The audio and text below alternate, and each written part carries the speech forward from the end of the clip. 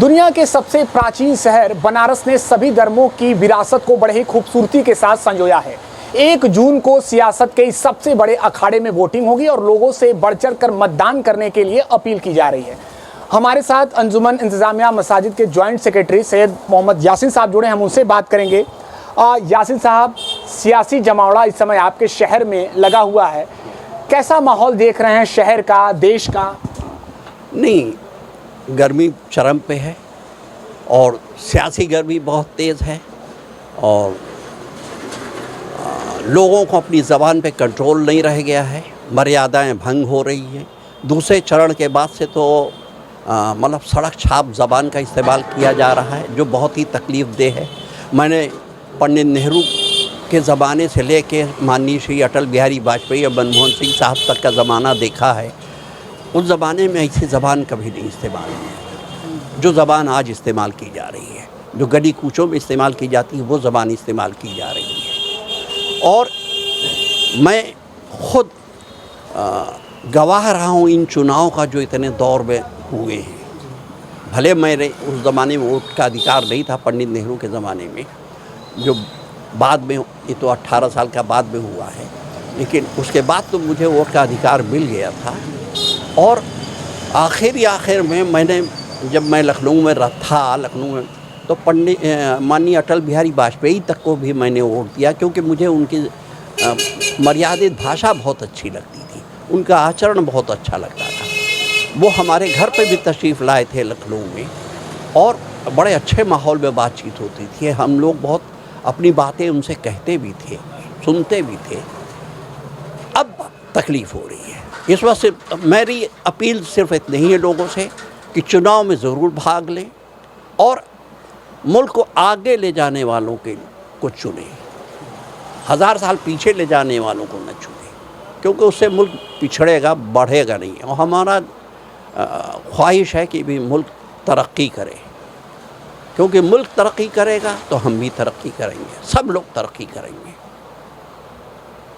इसलिए चुनाव में सब लोग भाग दें और अपनी पसंद से ऐसे लोगों को चुनें जो ख़ास तौर से मुल्क को आगे ले जाने की सोचें, जो संविधान के दायरे में रहते हुए संविधान को आगे बढ़ाने की कोशिश करें। यासिन साहब, जैसा कि जैसे जैसे चुनाव आगे बढ़ता गया, कुछ ऐसे मुद्दे चर्चा में आए जिसको लेकर अभी तक लोगों से पूछा जा रहा है कि आखिर में इसका समाधान क्या है, आगे इससे क्या देश की दिशा तय होगी। धार्मिक आधार पर आरक्षण की बात कर लिया जाए, इसके अलावा कौन मुस्लिम समाज का असली हितैषी है, इन विषयों को लेकर चर्चा शुरू हुई है। आपको क्या लगता है, इन विषयों पर चुनावी दौर में चर्चा मायने रखती है या केवल और केवल? देखिए, अगर सबको समान अधिकार मिले, सबको समान रूप से न्याय मिले, सबको समान रूप से अधिकार मिले, तो आरक्षण की कोई ज़रूरत नहीं पड़ती है धार्मिक आधार पे। लेकिन अगर जब नहीं मिलती है और एक आदमी बिल्कुल सप्रेस माना जाता है कि इसको सप्रेस किया जा रहा है, जैसे आज हम अपने आप को सप्रेस मान रहे हैं, मुसलमान अपने आप को सप्रेस मान रहा है, क्योंकि उसकी बात कहीं नहीं सुनी जा रही है, ना न्यायालय में सुनी जा रही है, ना थानों में सुनी जा रही, कहीं नहीं सुनी जा रही है। और मैं तो गवाह हूँ इन सब चीज़ों का कि किस कदर अन्याय हो रहा है। मैं उसको गिनाना नहीं चाहता आज इस पे, लेकिन हम अपने आप को बहुत ज़्यादा सप्रेस मान रहे हैं।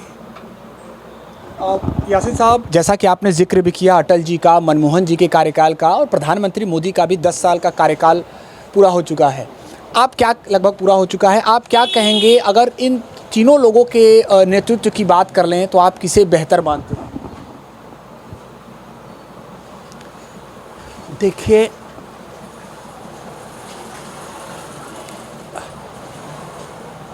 अटल जी का कार्यकाल बहुत लंबा तो नहीं रहा, लेकिन मनमोहन सिंह साहब का कार्यकाल अच्छा रहा। उन्होंने मुल्क को तरक्की करने की कोशिश की, आर्थिक लिहाज से मजबूती प्रदान करने की, क्योंकि वो खुद अर्थशास्त्री थे।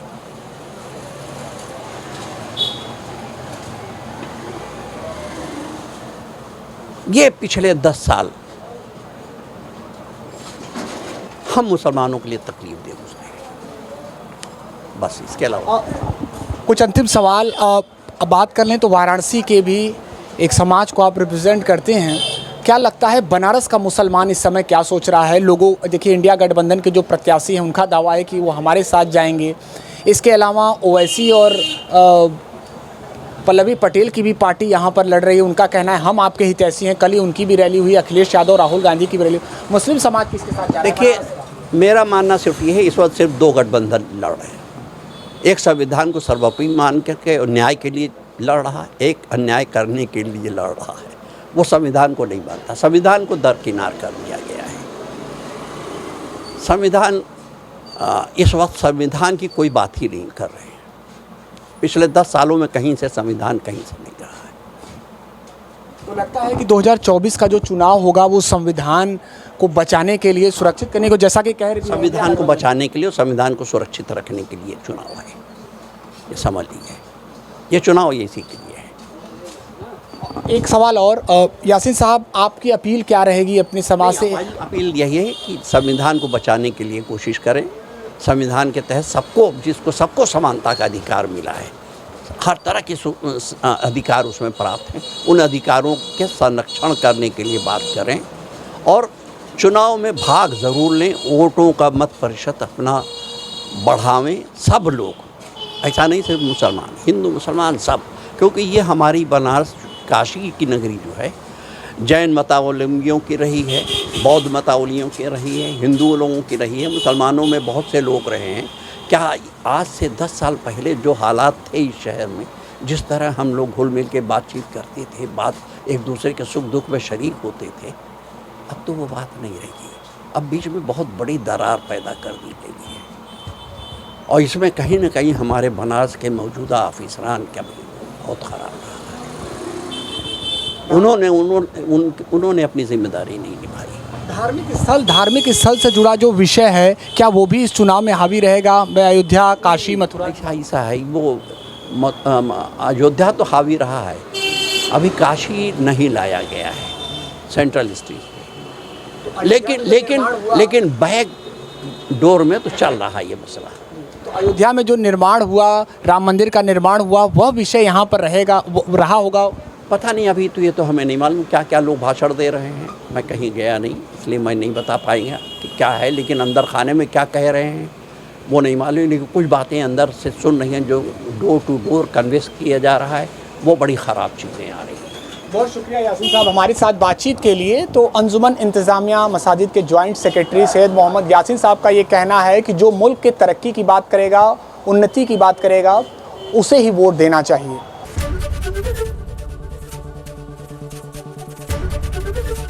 एबीपी गंगा, खबर आपकी, जुबान आपकी।